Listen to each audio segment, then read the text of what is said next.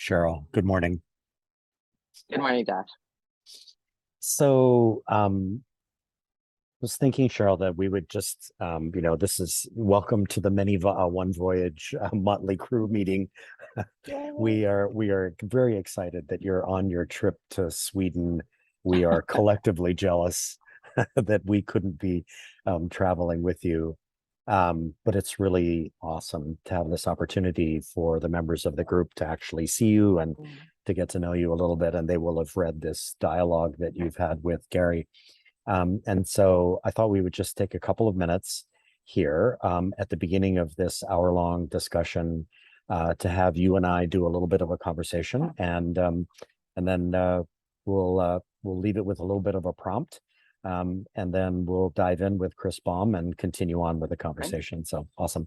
So this marvelous transcription that came onto my radar screen that you sent to me about education as an ecosystem actually kind of has its roots in Kentucky. And so we would love to know about how you got to know Gary, how this dialogue has actually been continuing for quite a while, and how the two of you came to this moment where you were talking about education as an ecosystem and all of its complexities. Well, that's a great question. And in reflection, it starts with the Hawaii Department of Education. I was part of the team that was selected along with other groups from educators from around the nation. Actually, we were one of 12 charter members of this movement, if you will, around assessment for learning. So it was really an innovative push, similar to what you guys are doing, right? Which is like to look at assessment, not assessing the learning, but what if we use assessments for learning? And so we got to be part of this beautiful cohort, love cohorts, and we would meet periodically in different places, and we found ourselves in Kentucky. So, I had met Gary along with other AFLers, Assessment for Learners, and we were, pretty far along our own learning journey together as a cohort. And so they asked us to pick a group, and as if we were writing a book, and these were chapters. And so figure out which chapter you want to write. And so we would go around and we would cluster around a potential chapter. And this heading of this chapter that Gary and myself found us that was resonating for us was education. How do we change the educational system? Uh, not a new chapter, Small topic. not a new chapter. And so, like all of us, desire change agents, we were having the conversation, and it was kind of the same conversation. Like we're like, I don't know, we weren't unpacking anything really, probably worthy of writing quite yet. And at one point, I asked the question, "What if we change the word system to ecosystem?" And so we did. We just scribbled it out, and it was really magical because the whole conversation changed. And I was like, wow, that was easy, in the sense that all of a sudden people looked at their environment. They started looking beyond the system, right, and all its uh you know uh interconnectedness, which systems are. But when we added ecosystem, we started expanding beyond ourselves and beyond this kind of, in the box thinking. And it prompted pictures of gardens and wilderness. I mean, it really opened up and left us with a really much more interesting conversation, for which Gary and I continue. We still exchange via Google Docs and other formats. We were so intrigued with not only the idea of it, but actually the practice of it. Wow, my treasured friend Mark Hines, who's the director of Kupuho Academy and does the MPX Explorer program at Mid Pacific here. He and I were having breakfast the other day, and we were talking about how much words matter and how remarkable that just the mere shift opened up something. So I guess my question in this moment is like, why? Like, what is it about the word ecosystem that suddenly changes things for people? Like, I don't think all of us were paying attention in biology class, about the word ecosystem, but somehow there's some kind of intuitive understanding about it. What do you think about that?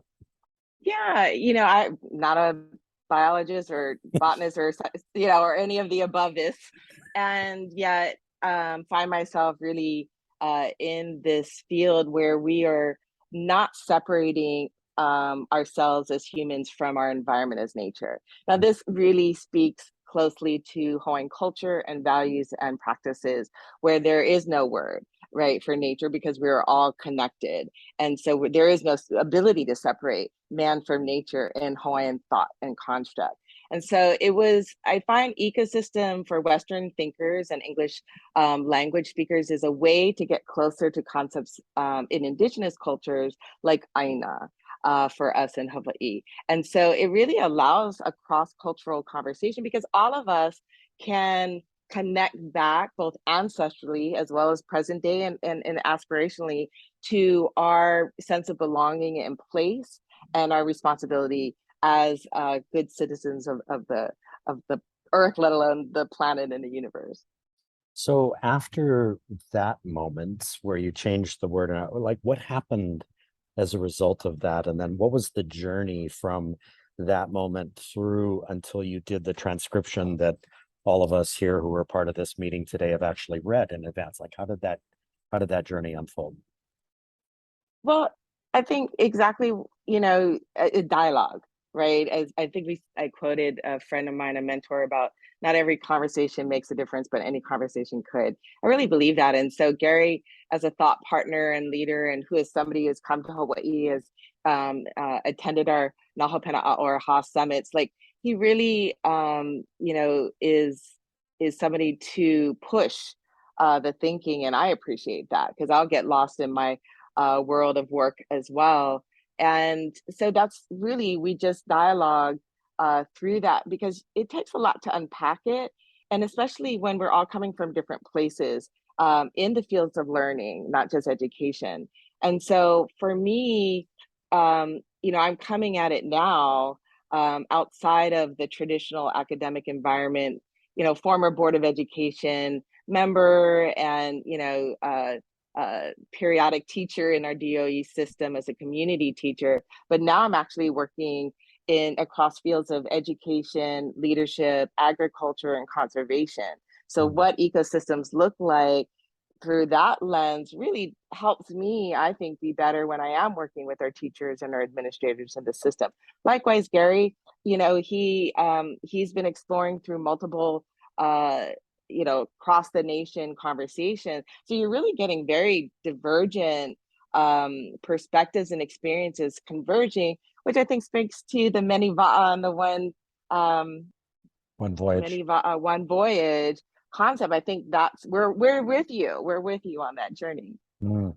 So I'm really struck, first of all, going back to the idea that you traveled and then there's this interaction in Kentucky and elsewhere, right? That this group has actually met previously. They watched a 30-minute documentary that I made 6 years ago called The Learning Walk. And Mm, we've had a discussion about how valuable it is when you get outside of your normal environment and go on a learning walk and you learn. And I'm kind of tying that to the fact that you are at the Kohala Center on Hawaii Island. Some yeah, people call it the Big Island, and that the Big Island, Hawaii Island, I think has four very distinct ecosystems. And where you are, if somebody were to drop in there, they might think that they were in Wyoming or in Montana. yeah. But just down the road, you're suddenly in the Amazon, in the rainforest. And I wonder about what you think about this notion of tying together the learning walk with the idea that ecosystems are complex, but they're very particular to wherever they are, Yeah. right? And that as you travel them, you learn things as you move from one ecosystem to another. Yeah, I wonder what you think about that. Well, just, maybe I'll share a little story. So we were hosting this large statewide HA summit here in Waimea on Hawaii Island. And so we had Huaka'i, or learning journeys or learning walks throughout our community partners throughout that folks could go and visit. So we hosted one here at Kohala Mountain, and we had the superintendent and some other educators. And we went to this patch of land that we are stewarding that's full of invasive species, vines, you name it, has a few native old trees, and we had these plants, and we said, how do you plant these keiki, these little seedlings, these native plants that used to grow here abundantly, that were thriving and resilient, and that are no longer? How do you plant them in these conditions so that they thrive well into the future and they Mm, regenerate? right. And so you think about that in a metaphor, right? uh Hopefully not lost on us, of like, oh my gosh, how do we, under these conditions, and do we even know, are these vines good or bad? Is the soil fertile or not? Is there enough wind, rain? Who are these plants that we're planting? What do they need? What do they Mhm. need in relationship to each other? How do we do that so that they don't live for 6 days, 60 days, but 600 years? What, like, all these questions that come to mind given that one little prompt, with these beautiful keiki sitting right in front of you, these beautiful seedlings, these beautiful children. And so that's really an ecosystem question. We don't solve through our system. We Right. solve it through an ecosystem, relationships. And that's the journey. Mm. Okay, so one more question here, and then we will all get to our discussion with Chris, who's joining us today.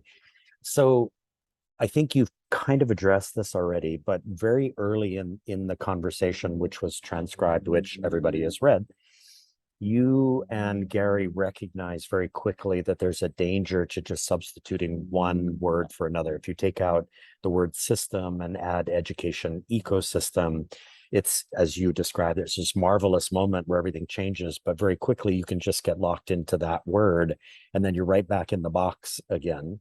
And I wonder if you can just talk a little bit about how that dialogue unfolded between the two of you, which everybody again has read, and how it's not a simple thing just to substitute one word for another. And this is our, You know, this is our challenge as educators, is that we can, all of a sudden it can be, we can go from learning to project-based learning, and it's like, huzzah, we found the answer. And then all of a sudden it's like, yeah. uh-oh, yeah. Wonder what you think.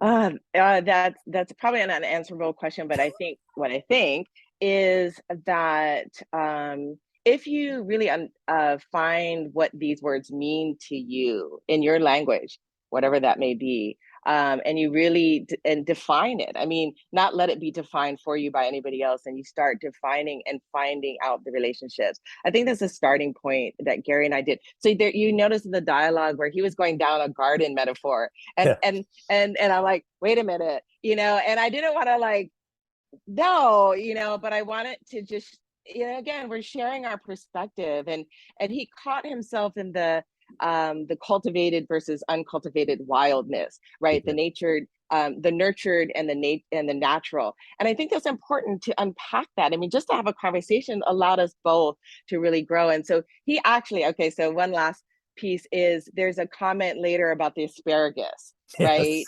Even the Mhm. asparagus has to say, he made a t-shirt. He actually has a t-shirt. Even the asparagus has a say, because it's so true. It's so cute. We use that. People are that quote, and if you haven't read the article, it doesn't make too much sense. But I think in Hawaii, Nana Viri says it best in Change We Must, and she says it in Hawaiian, but it's translated that I plant, the growth is yours.